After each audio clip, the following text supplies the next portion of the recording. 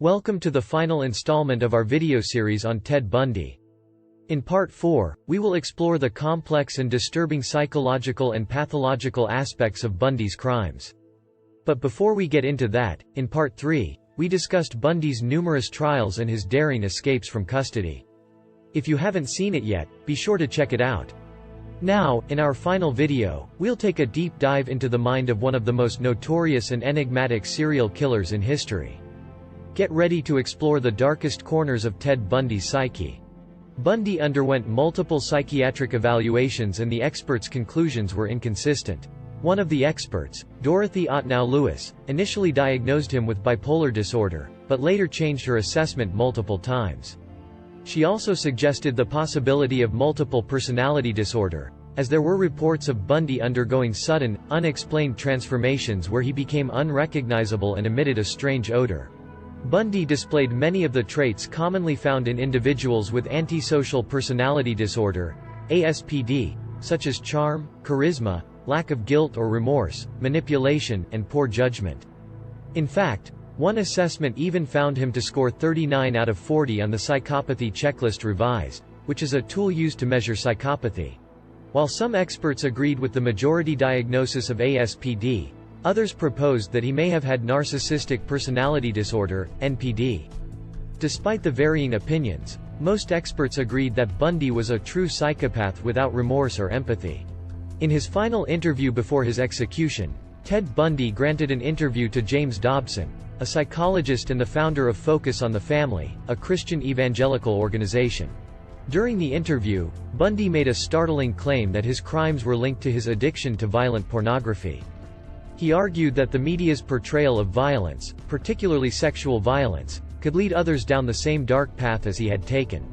In fact, he suggested that the FBI should monitor adult movie theaters and follow patrons when they leave, in an effort to prevent others from becoming addicted to pornography and potentially turning into violent criminals like himself. Bundy also stated that his execution would protect society from his heinous acts, but he believed there were many others out there with similar addictions to pornography, and that society was not doing enough to address this problem. Many experts and commentators believe that Ted Bundy's public denouncement of pornography during an interview with James Dobson was a calculated move to shift blame for his crimes. Bundy claimed that true crime magazines and pornography had played a role in his development as a serial killer, but he had previously stated that these things had little impact on his actions. In fact, some biographers, researchers, and prosecutors have also concluded that Bundy's claims were not genuine. It has been suggested that Bundy's motive for condemning pornography was to align himself with Dobson's long-standing criticism of the industry, rather than out of any genuine concern or altruistic intentions. By catering to Dobson's agenda, Bundy may have hoped to gain sympathy or leniency in the eyes of the public, or even to cast doubt on the legitimacy of his conviction. However, most observers remain skeptical of Bundy's claims and view them as an attempt to manipulate public opinion. Throughout his life, Ted Bundy never truly accepted responsibility for his crimes and instead tried to deflect the blame onto others. He attributed his actions to a multitude of factors, such as his abusive grandfather, the absence of his biological father, alcohol, the media, the police, society at large, violence on television, true crime periodicals, and even pornography. He even attempted to blame his victims, insinuating that they somehow invited abuse. However, these explanations have been widely criticized as Bundy's attempts to manipulate and shift the blame away from himself. Ted Bundy had a deeply distorted perception of reality, shaped by his own delusions and fantasies. He believed that America was a place where people were only noticeable to themselves and that no one would notice or care about his crimes. In fact, he was surprised when people noticed that one of his victims was missing and shocked when people testified to seeing him in incriminating places. Bundy's warped worldview was fueled by a deep sense of entitlement and a belief that he was above the law. He saw himself as a master manipulator who could charm his way out of any situation and was confident that he would never be caught.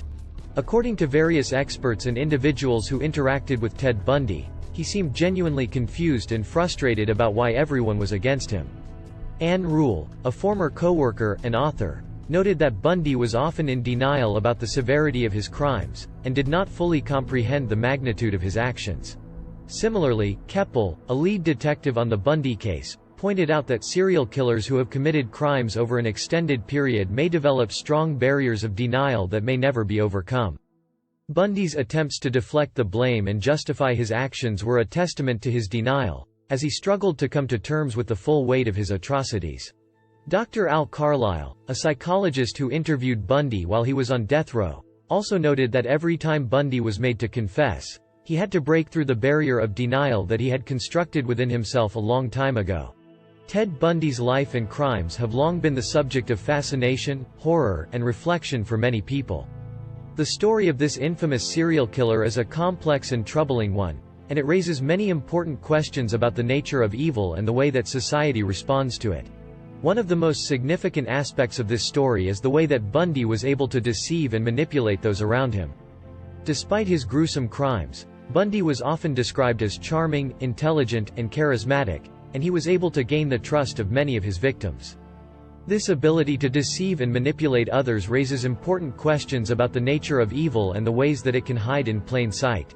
Another important aspect of this story is the way that the criminal justice system was unable to stop Bundy for so many years.